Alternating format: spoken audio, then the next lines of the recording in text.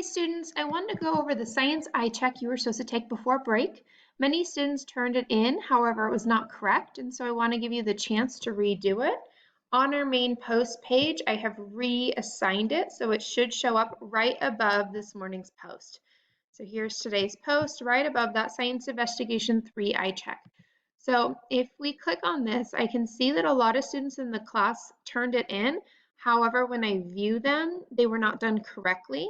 Some people printed it out and did it on paper and then sent me a picture, and that was absolutely perfect.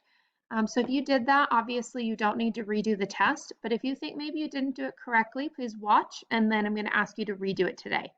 So let's go over what was on the test. It only involved 3 questions, 1, 2, 3. However, it was worth 6 points. So I'm going to read through it with you. If you are having trouble completing it on the computer, you can go ahead and just do it on paper and then send me a picture. If you want to do it on the computer, you need to open it in the desktop app, or on your screen it might say to open it in Microsoft Word, because that's the only way you're going to be able to draw on it.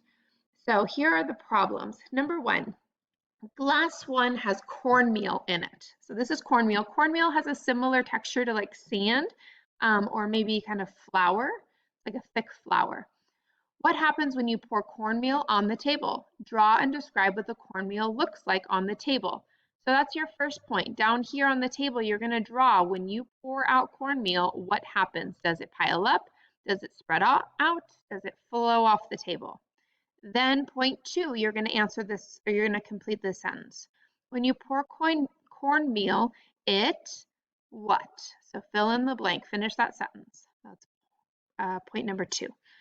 Next, glass 2, right here, has water in it. What happens when you pour water on the table? Draw and describe what the water looks like on the table. So your third point is going to be drawing what happens when you pour that water out. Does it pile up? Does it spread out? Does it spread out and flow off the table? So draw that. Point 4 is finishing the sentence. When you pour water, it what? What does it do? And then finally, container 1 is filled with water. Here's container 1. Container 2 is filled with gravel. Gravel is like small rocks. Here's container 2.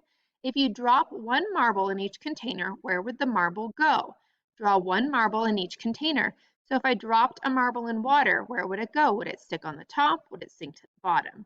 And then, so you're going to actually draw that marble in that cup. And then that's your 5th point. 6th point, drop the marble in the gravel. Does it land on top? Does it sink halfway down? Or does it go all the way to the bottom? So you're going to draw the marble in container 2, and that is that last point.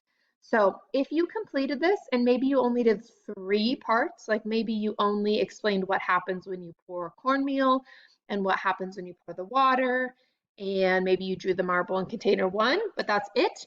That only gets you 3 out of 6 points. So please redo the test. Again, you may do it on paper and just send me a picture, preferably have your parents send it through Dojo. Best of luck. Please finish this today during science time. Thanks.